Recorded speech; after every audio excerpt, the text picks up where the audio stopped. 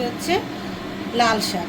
তা লাল শাক তো নর্মাল শাক, এটা সবাই জানে, কিন্তু তার মধ্যে একটা স্পেশালিটি আছে। কাঁকড়ার ঘি দিয়ে করব লাল শাক ভাজা।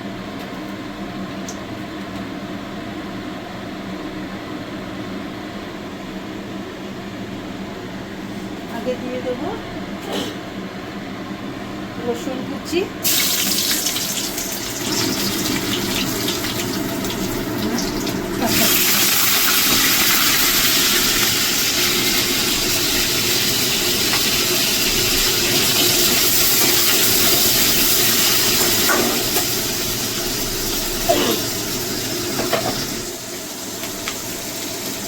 যেহেতু কাঁকড়ার ঘি দিয়ে করবো তার জন্য একটু লঙ্কা বেশি দিলাম, আপনারা চাইলে কম নেবেন।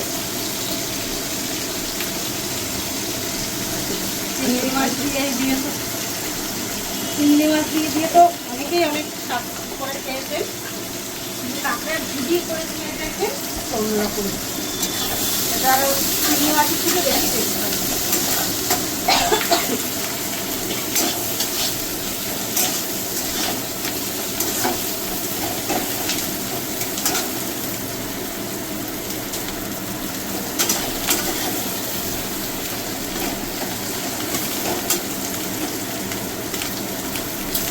লাল শাকে তো হলুদ দেয় না, সেই জন্য আমি হলুদ দিলাম না।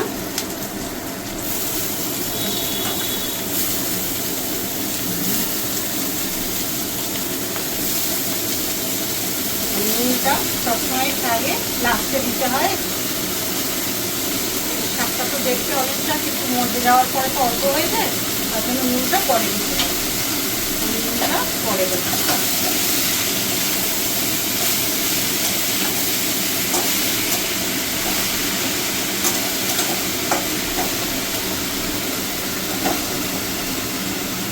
ফিরে আসছি আমি 10 মিনিট পর।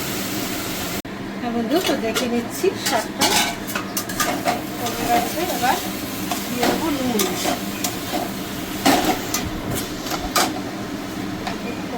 নুন আগে তো দেয়নি।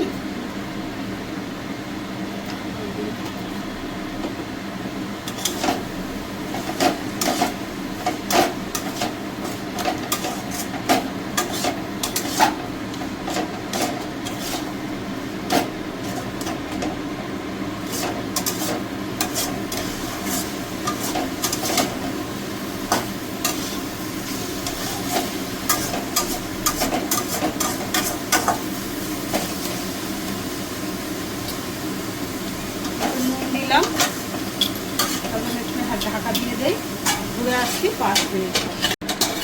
বন্ধু একটু দেখি শাকটা হয়ে গেছে কি, শাকটা ঠিকঠাক হয়ে গেছে। আমার লাল শাক ভাজা কাঁকড়ার ঘি দিয়ে। কে কে খেয়েছেন কমেন্টে জানাবেন, আর যারা যারা না খেয়েছেন তারা একবার খেয়ে দেখবেন কেমন টেস্ট হয়। এটা খুবই টেস্টি। এটা যদি না খেয়ে থাকেন তারা একবার খেয়ে দেখবেন।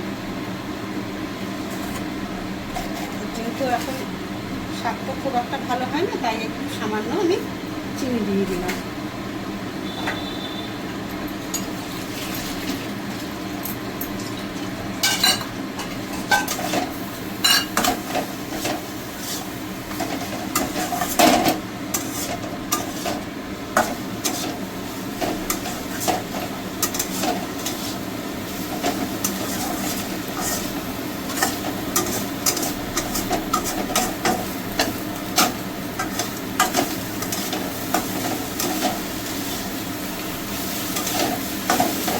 শাকটা হয়ে গেছে, আমার শাকটা আমি নামিয়ে নেব।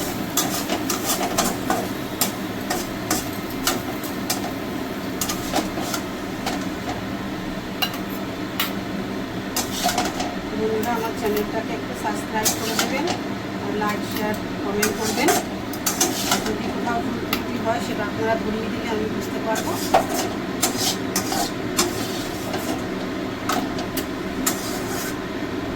হয়ে গেল আমার লাল শাক কাঁকড়ার ঘি দিয়ে।